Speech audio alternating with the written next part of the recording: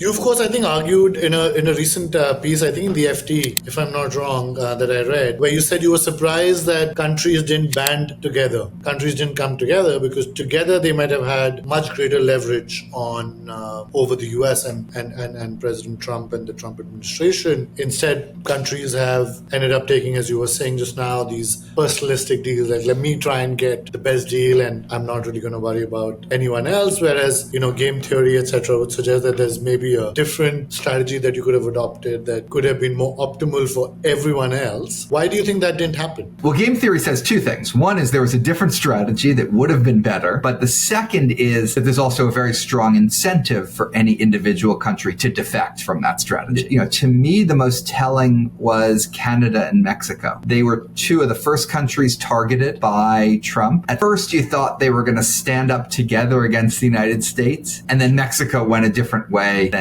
Canada. Mexico got initially what looked like it was going to be a better deal than Canada was getting. I thought to myself, wow, if Canada and Mexico, which are part of this three-part trade agreement with the United States, can't stay together, how are other countries around the world going to? And so the United States never did an attempt at a multilateral negotiation. There were all these rumors about a Mar-a-Lago Accord, bring all the countries of the world to Mar-a-Lago, redo global exchange rates, make it like the Plaza Accord around exchange rates was in 1985.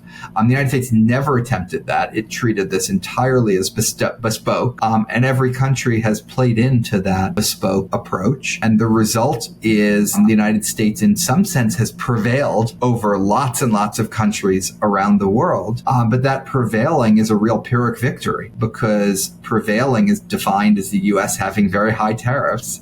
And the one country we know is definitely hurt by all of this is the United States. And do you think that the US, if you would just stick with that game theory perspective for a second, how did the US manage to, let's say, break Mexico away in that situation where if Mexico and Canada had stayed together, they would have both benefited? How is it that the US managed to get Mexico to break out of that? I don't know if the US did or if Mexico and President Sheinbaum just understood that her interests and her country's interests were better served by separating from Canada. When this initial separation happened, Justin Trudeau was the Prime Minister of Canada. President Trump had, some real issues with Justin Trudeau, and she probably pretty quickly grasped that joining together with him would put her in a worse position than trying to cut a separate deal. Wouldn't have predicted. That's another one, by the way, I wouldn't have predicted. I thought that woman president of Mexico would not be the type of person that Donald Trump would care very much about,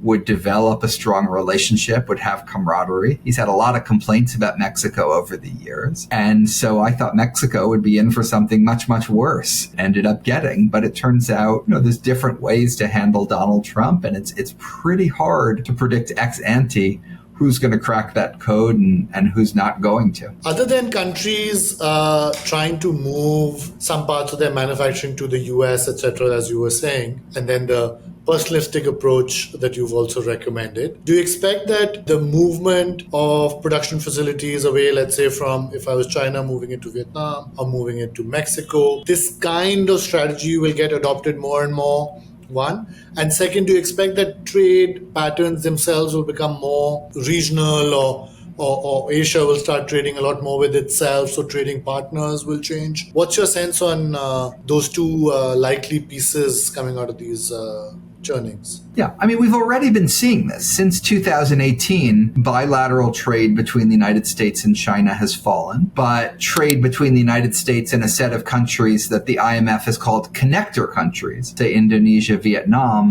has grown. And that is basically a rerouting of where things are coming from. That reflects just how strong the economic benefits of globalization are, that it will find, some which way to get globalized. When you talk about connections between the rest of the world, I'm not sure. A couple months ago, that's what I thought would happen. But I also thought more countries would work together to stand up to the United States, and that hasn't happened either. A basic principle of the global trading system since the establishment of the GATT after World War II, then turned into the World Trade Organization, is something called Most Favoured Nation, which is if you have a tariff rate on one country, you have to have that tariff rate on every other country. Everyone is now breaking most favored nation with the United States. They're having different tariff rates with the United States than they have with other countries. Once you've broken most favored nation with the United States, is Europe going to end up with different tariff rates with, Latin America and Asia and, Africa? Maybe it will. And then you could end up having a world where rather than this trading system that frankly was reasonably complicated, but at least had some limit to its complexity with this MFN principle, that gets blown up and it is every country for itself, figuring out its tariffs against every other country.